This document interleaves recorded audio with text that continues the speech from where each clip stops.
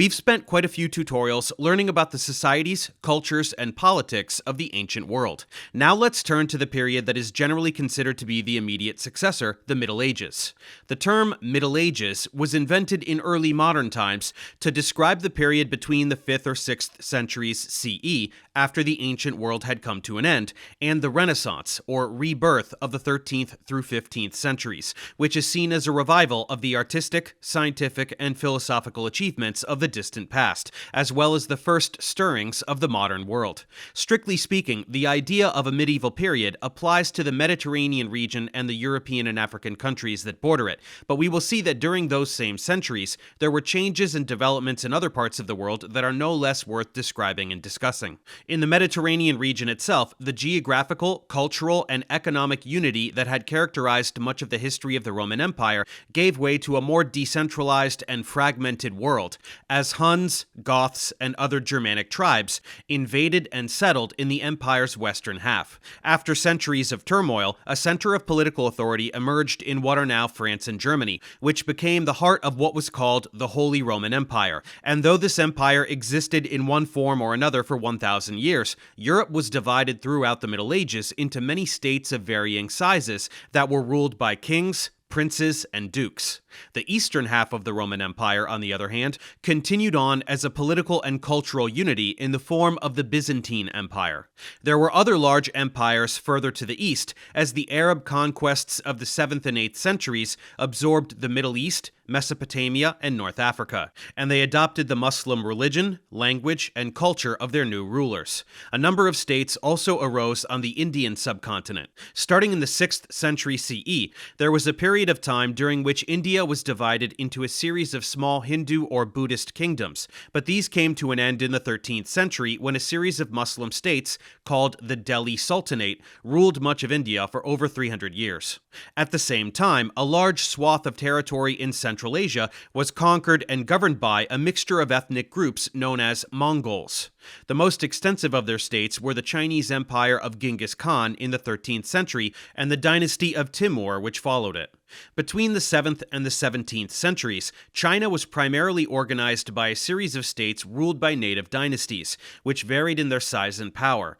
Another unified East Asian state appeared in Japan, though the power of its emperor waxed and waned, as local nobles took control of their own regions, and a shogun class, backed by samurai, became the power behind the throne.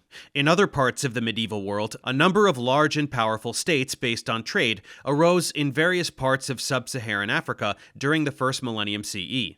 The middle of the millennium was also a time when two large and powerful empires appeared in Central and South America, the Inca Empire in Peru and the Aztec Empire in Mexico, well after the collapse of the Maya. The Middle Ages are often described, for better or for worse, as an age of faith. While the ancient world contained a wide variety of religious practices and doctrines, which meant that, generally speaking, no one religious group was privileged over the others, the medieval period was dominated by a few powerful faiths, which tended to suppress any religious movements or efforts at reform that might challenge them. Both the Catholic authorities of the West and the Orthodox authorities of the East launched frequent attacks, both rhetorical and actual, against any communities and doctrines that they came to define as heretical. Additionally, the Western and Eastern churches fought and competed with each other until a permanent schism arose between them.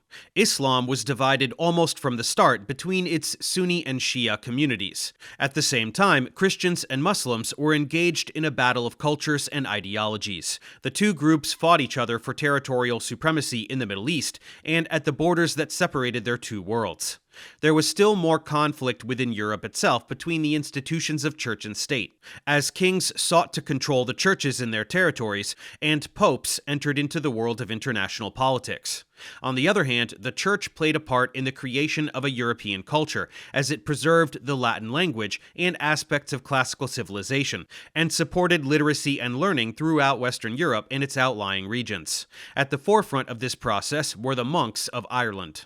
The transition from the Roman Empire to the world of medieval Europe was, broadly speaking, one of decentralization and simplification, as large cities gave way to smaller communities. Economies became more local, trade went from transferring money to bartering goods, and traveling from one place to another became rarer and more dangerous. Large farms, which had once supplied even distant parts of the empire, developed into independent estates which produced most of their own goods, and farmers became serfs, who were bound to the lord who owned the land where they were born. But during the same period, the Muslim world and China were often organized into larger states which had sophisticated systems of trade and administration, and were centers of cultural, scientific, and technological development. Their accomplishments may have something to do with the fact that the soldiers who founded the Muslim caliphates and the administrators who governed them were Arabs who were unified by a common ideology, and a culture that encouraged philosophical and scientific inquiry, while China was an ancient society with established traditions and a well-developed bureaucracy.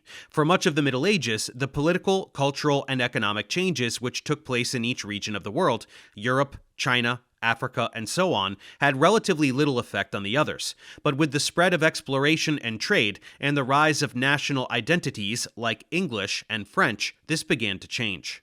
Though it was often destructive and tragic, the increasing contact between the old and new worlds, and between the global North and South, helped to bring about the more intertwined and interdependent world we know today. Since the concept of a medieval period best fits the history of Western Europe, we'll start there, with the kingdoms of Charlemagne and his successors, the beginnings of the nations we know today, their interactions with the Muslim world, and the far-reaching consequences of the Black Death. We'll then move on to the Byzantine Empire and the states that were at various times its allies and enemies, such as Hungary, Bulgaria, and Ukraine. After that, we'll look at the role of the Vikings in the politics and wars of both Eastern and Western Europe. We'll then turn to the series of states which made up the Muslim world and to the Mongol empires, or Khanates, of Central Asia. Then we'll move farther east to the many states of India, the dynasties of medieval China, and the series of eras into which Japanese history is traditionally divided.